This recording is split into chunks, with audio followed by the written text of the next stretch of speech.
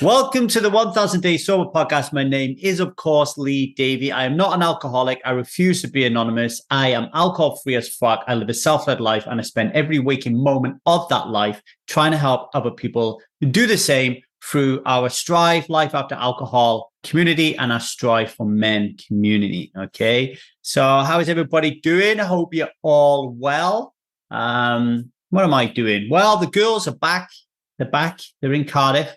They spent 3 weeks in California, so I've had 6 weeks alone. So that was really cool and dandy. And the girls are back now and just really getting back into the swing of things. It's quite a transition being alone and then being around the two people who are likelier to trigger me than anyone else in life. Isn't it true how that works? That those that are closest to you are the ones that activate, press your buttons, open the gate wide for your inner child to stroll out of the prison. Like it always is the case, right? And I really like Alain de Botton's theory on this from the School of Life, where he says this often happens because we love those the closest to us so much, we're willing to show them the worst parts of us because we don't fear that they will abandon us. I kind of like that. Navigating the triggers and getting used to having a joint nervous system in the house with my daughter and my wife. Zia is just learned to ride a bike, so that's pretty cool. She's not completely on her own wheels yet, but she's got the balance side of it done. So really proud of her on that score. Organising a birthday party. Liza's got her birthday coming up as well. And then on the 15th of October, I'm off to Riga in Latvia. Going to be doing some TV production work over there. And then I fly from Riga to Monte Carlo, where I'll be in Monte Carlo until the early part of November, working at the Triton Poker Series, continuing to create our documentary, which I'm really, really excited about. And it's really pushing me towards my edge and challenging me. I want to give a few shout outs today, if that's okay with you lovely people. I want to just congratulate Nikki. Nikki is new to Strive. And what I love about it is it's easy to be new to Strive and then kind of hide in the shadows, so to speak. But Nikki hasn't done that. She's new, but she's like really got out there front and center, got involved in the quest, got involved in the community. And she just navigated her way through the tough phase of the Law of Emergence quest. So she gets 10 clarity points for that. Celebrating you wildly, Nikki. Well done for doing that. Very brave of you. I want to celebrate Susie twice. Once. It's her 4th Strive birthday. So congratulations. We love having you here. There is not a community without the people who stick around for a long time and pass down what they've learned to other people. So I love you for that, Susie. Thank you very much. And also special well done to Susie for navigating her first sober holiday in Yonks. All right. So I just want to put that out there and say that amazing. You've worked really hard to get to this point, Susie, and just celebrating you every day. I want to say a big whoop whoop to Sarah for stepping up into a full Strive subscription and getting herself out there into live meetings and really doing something about growth and development. So well done, Sarah. Recognize you in that.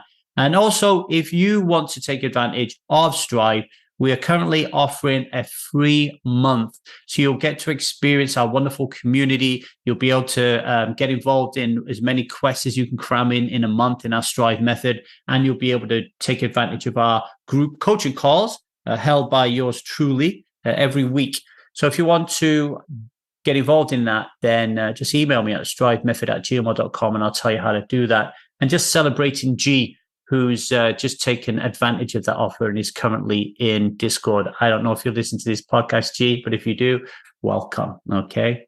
So we are going to continue our very special series where I am unpacking my journey towards alcohol reliance from birth using the guided framework of Erik Erikson's psychosocial stages. Okay.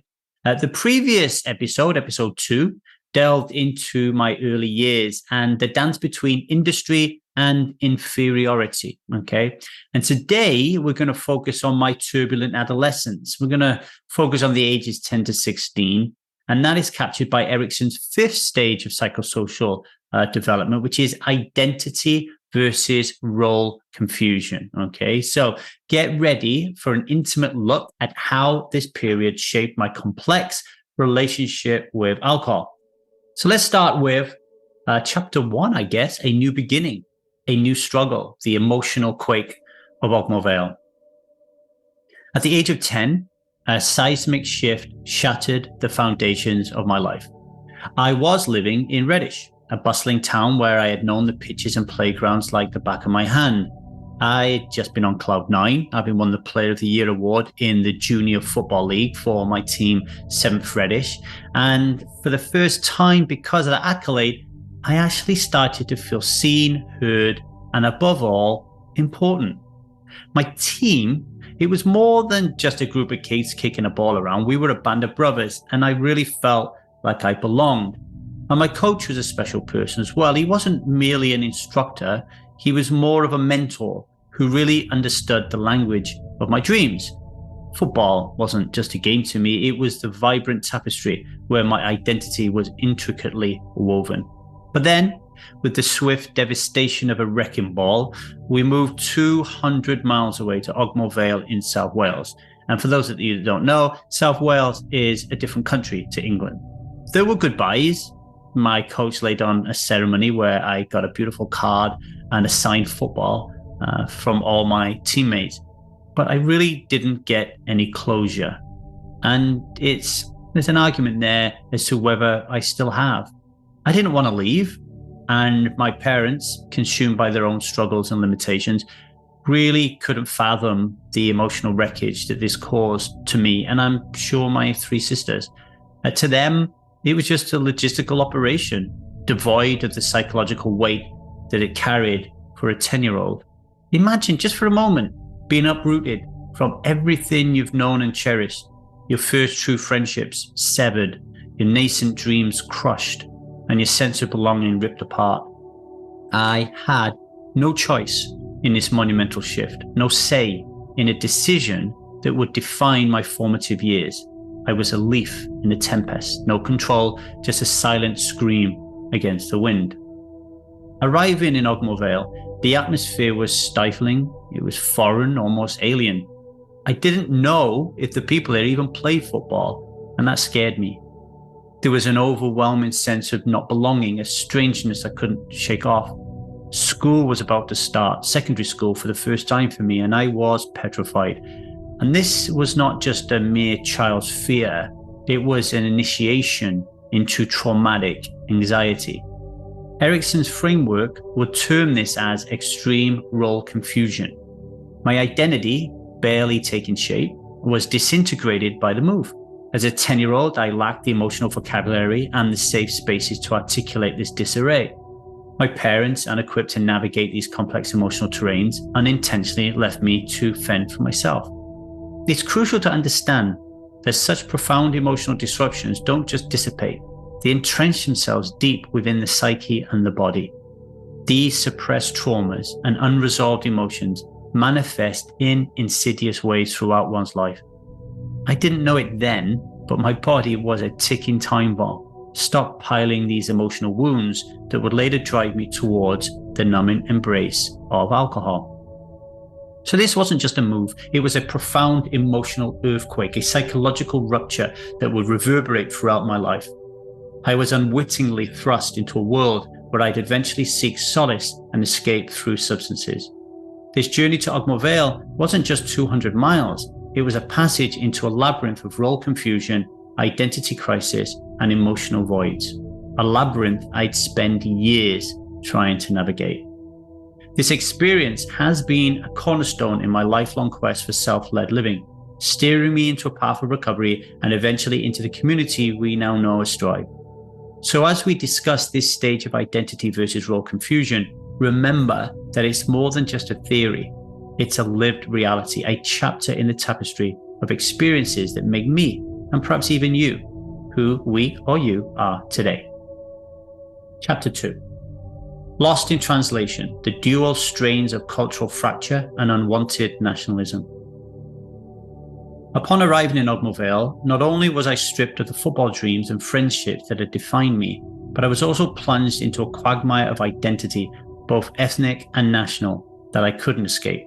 At the cherubic age of 10, my emotional toolbox was woefully under-equipped for the task of decoding culture or ethnicity.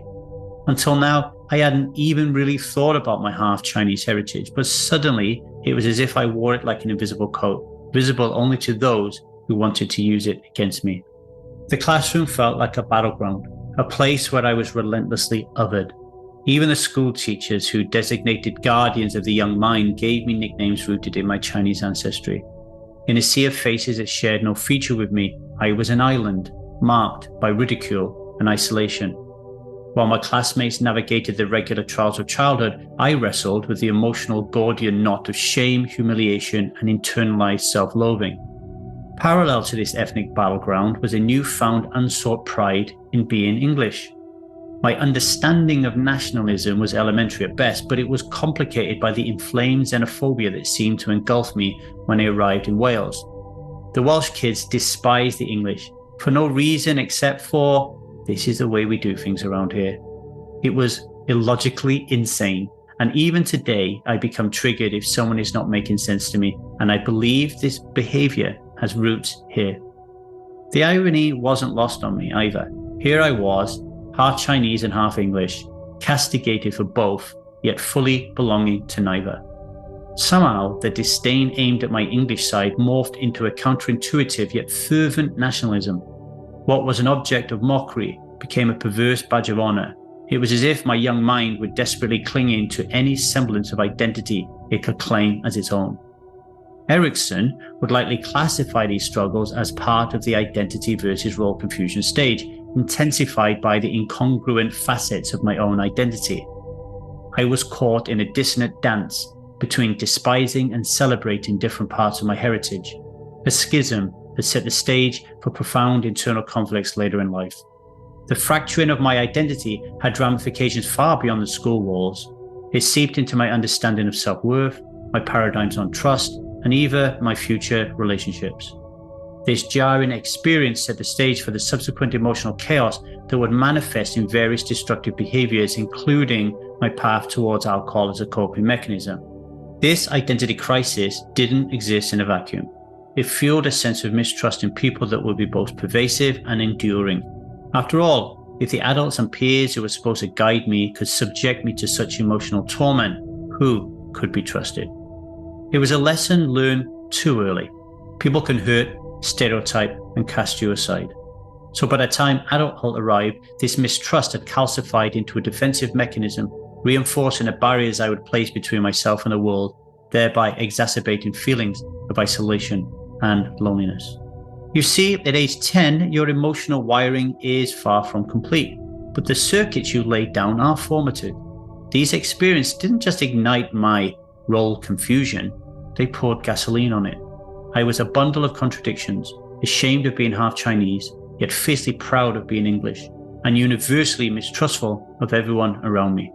This was a paradoxical blend of emotions and allegiances that I could neither understand nor articulate. The toxicity of these early experiences found its outlet in unhealthy coping mechanisms, like the numbing embrace of alcohol that offered an escape, albeit a fleeting one, from the labyrinthine complexities of identity and belonging.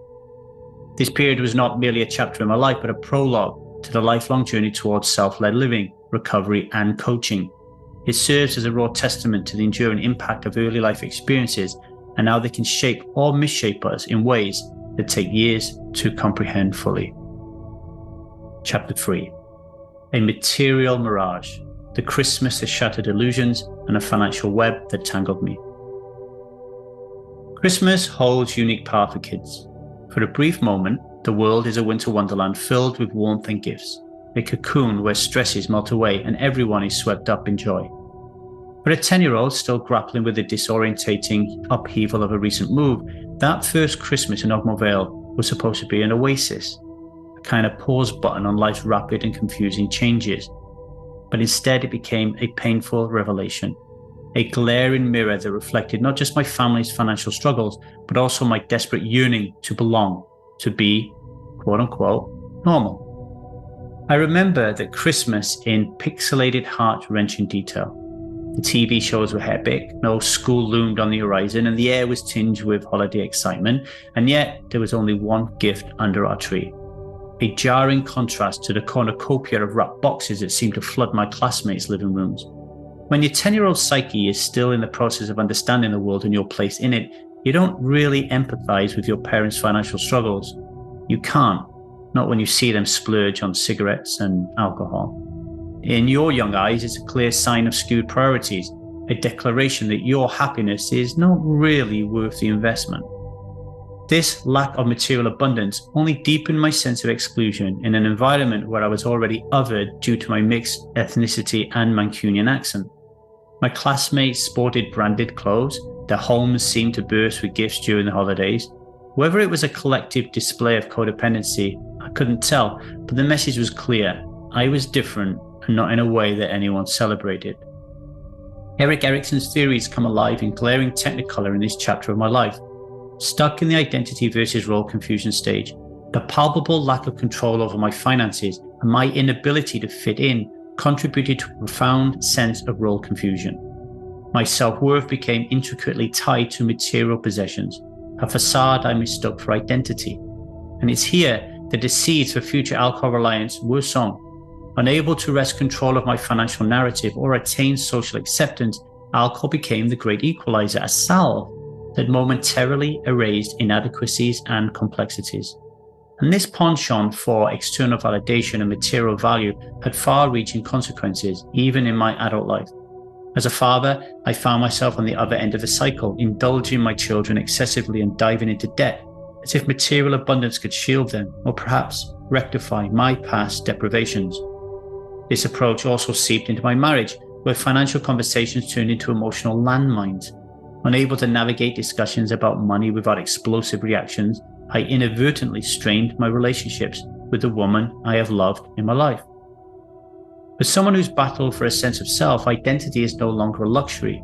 It becomes a compulsive necessity, much like the alcohol that would later offer me a retreat from these spiraling complexities. My life became an echo chamber of stress, inadequacy, and relational strain, all roads leading back to alcohol as a coping mechanism. And this story isn't just about one Christmas or a pair of branded trainers that eluded me. It's about the ripple effects of those early, deeply etched experiences. My inability to feel a sense of control in my early years left a lasting imprint that would inform my relationships and self-worth and my approach to coaching and helping others regain control of their lives.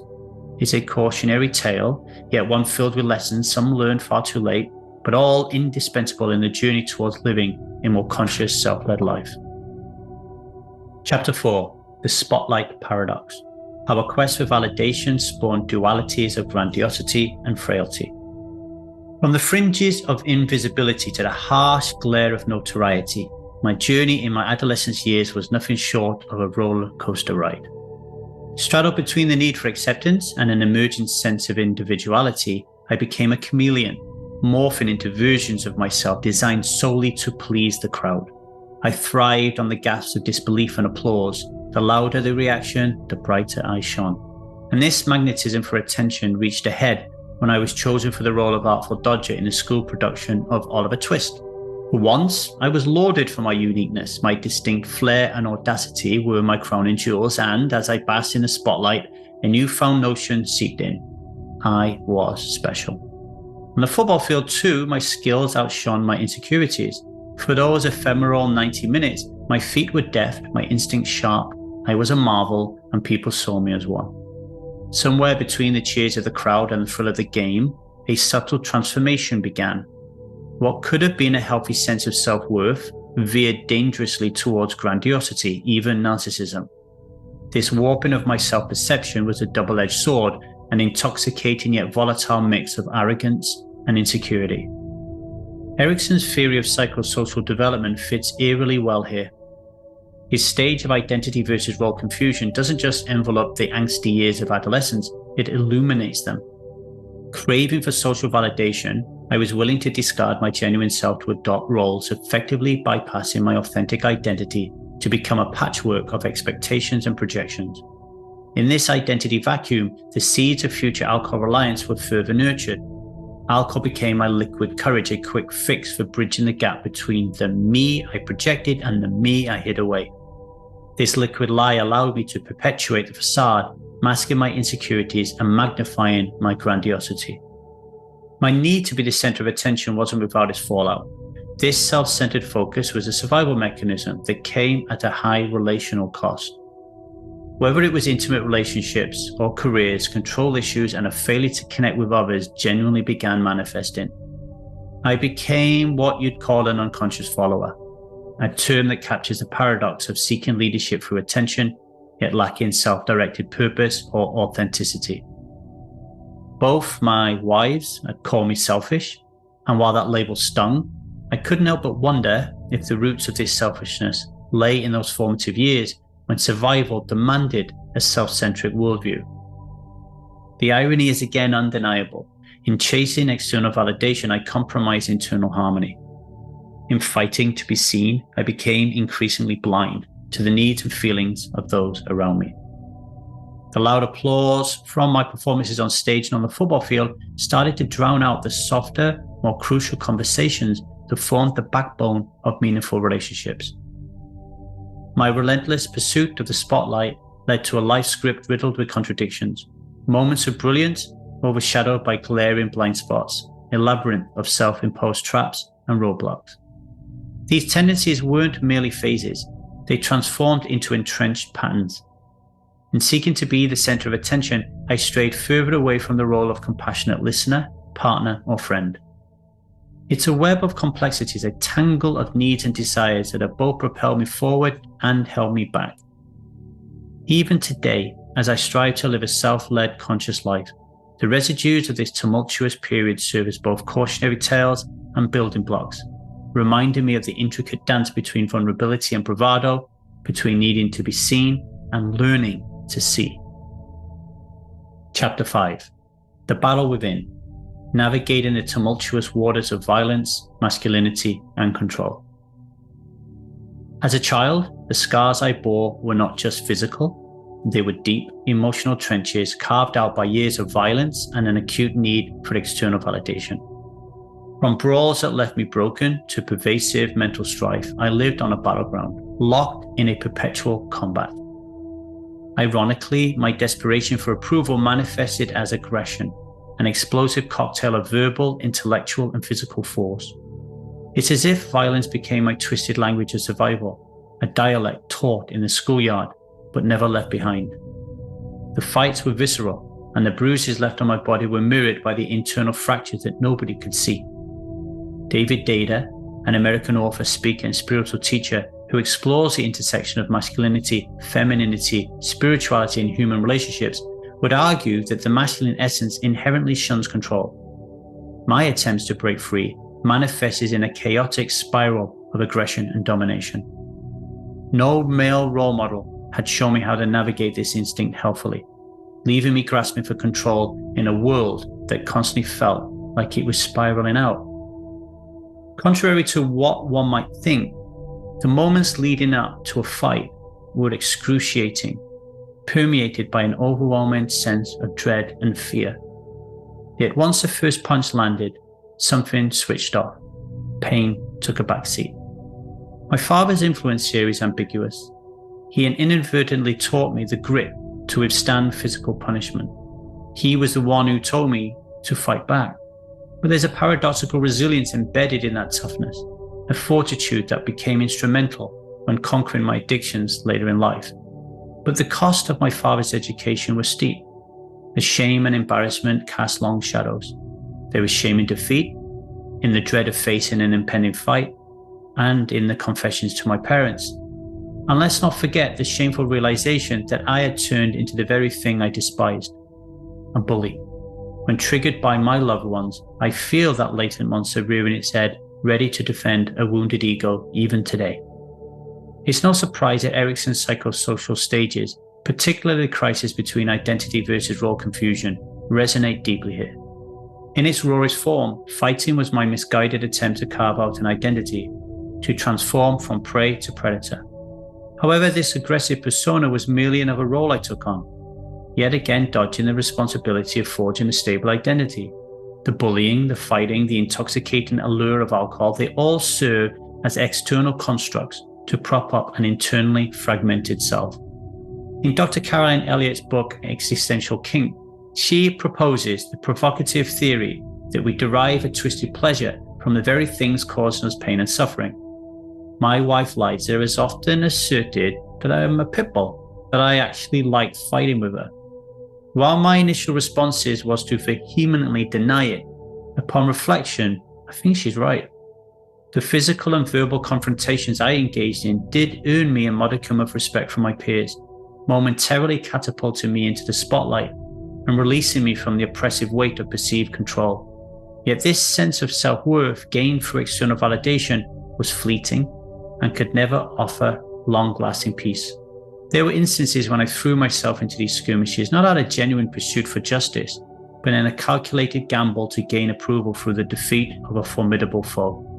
These fights were less about me than they were a proxy war waged on the social battlefield, where triumphs were quantified not in personal growth, but in a fickle currency of peer esteem. Now, as I journey through the landscape of self-reflection, it's clear how essential it is to approach every facet of myself with love and compassion. This aligns with internal family systems therapy, which teaches us that we have various parts or sub-personalities that need attention, acceptance, and integration. The bully, the fighter, and the survivor are not enemies lurking within me. They're parts of me, each with a unique story and intention to protect me somehow. These aspects of myself are fragments of a greater whole, and they manifest as reactions to the external world, whether it's seeking validation or establishing control. According to AFAF theory, I need to act as the self, capital S, which acts like a compassionate inner leader, providing guidance and balance to these parts. I now understand that the real battle for identity isn't fought in the schoolyard, the boxing rings, or even the arenas of social approval. Instead, it's a deeply internal struggle, occurring in the complex corridors of my mind, my body, and my soul. Recognizing this, I no longer aim to leave any part of myself behind as if it's disposable. That would be an act of self-rejection and perpetuate the cycle of external validation. Instead, my focus is on the compassionate integration of these different parts, which includes acknowledging their purpose while guiding them towards healthier means of expression.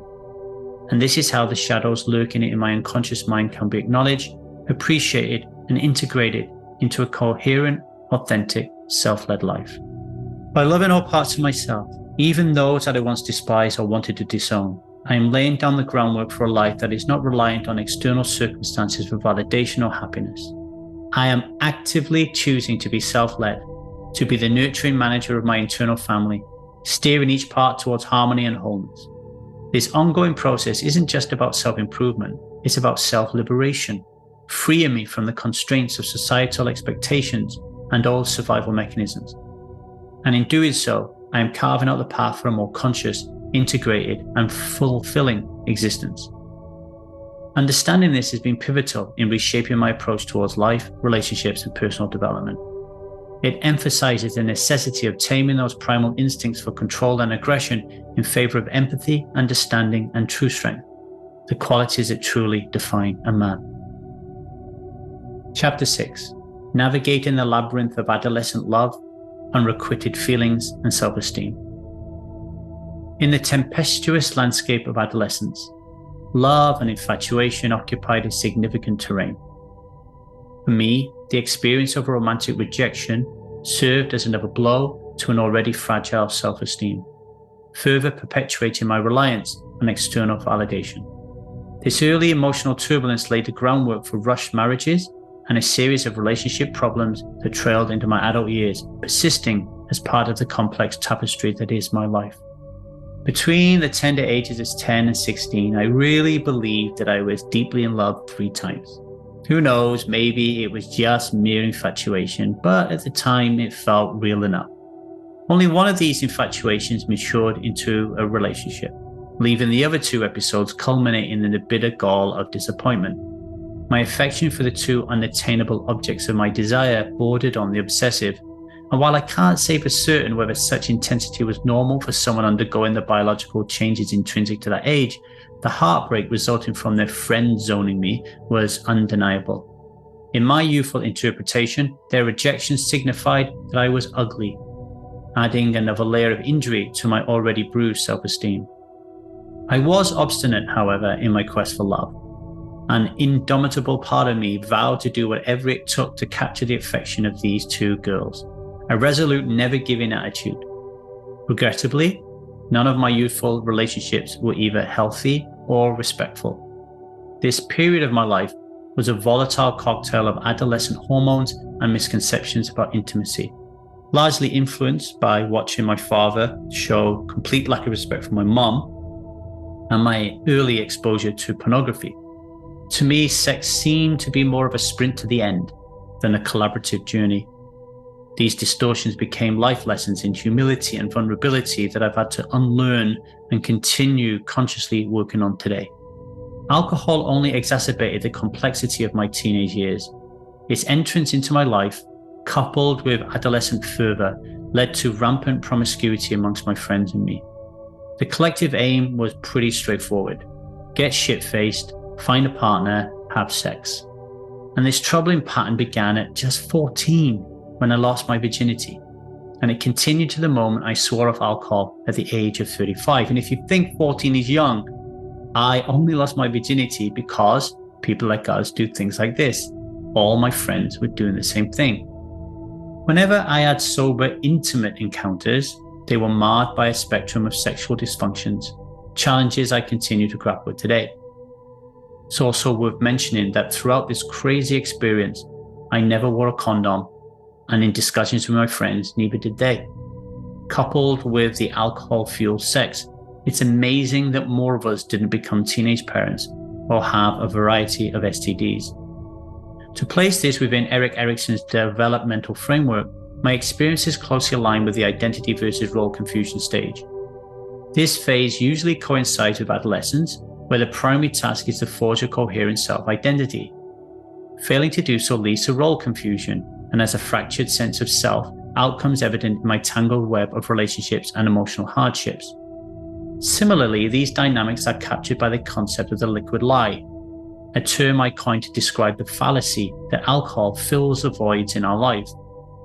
In seeking the warmth of external validation through alcohol, sexual conquest, and ephemeral romantic dalliances, I unknowingly imbibed the liquid lie. It promised to dissolve my insecurities and offer illusory control of my narrative, only to deliver chaos and magnify my internal discord. Today, I recognize the imperativeness of drawing validation from an internal reservoir, a lesson gleaned through years of introspection and self-work. It's an ongoing process, a conscious effort to break the chain of my past and venture into a self-led life. To fully understand oneself, acknowledge all aspects, even the flaws, and choose which parts to integrate into a truly authentic self. Chapter 6: Drowning Sorrows and the Snare of the Liquid Lie, a journey through misspent youth. The road to alcohol reliance often starts under the guise of youthful rebellion or the hollow promise of momentary euphoria. By the age of 14, I had my first taste of alcohol, a seemingly magical elixir that promised to make everything better. 2 years later, my drinking habits spiraled way out of control, a behavior society often glorifies as normal, nice, noble, natural, and necessary. However, I was experiencing the liquid lie, a toxic illusion that significantly amplified my pre-existing identity crisis and role confusion, themes well explored in Erik Erikson's developmental stages. At the tender age of 14, my father played an instrumental role in normalizing this dysfunctional relationship with alcohol when he took my friend and me to a pub and encouraged us both to order a pint.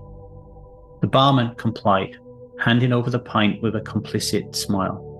And this seemingly insignificant act solidified a connection with my dad, an emotional bond that had been largely absent from my life.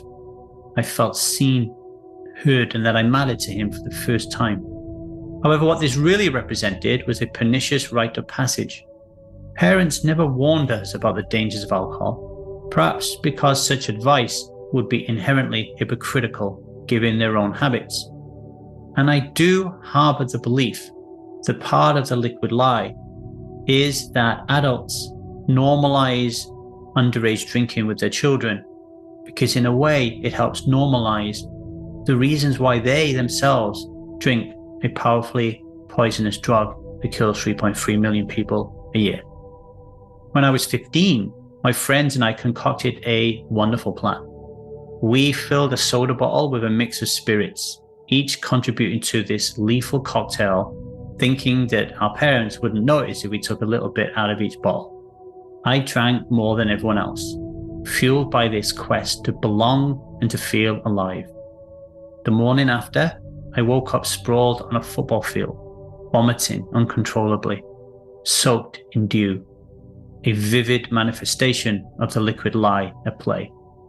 In the community where I grew up, underage drinking was an unwritten rule rather than an exception. Bars were often filled with children mixing with adults, a jarring normalization of underage alcohol consumption. At 15, my parents went away and left me in control of the house, and I hosted an epic house party that quickly turned chaotic. I seized the opportunity to invite everyone I knew, and even friends of my parents came in and mingled with the younger crowd.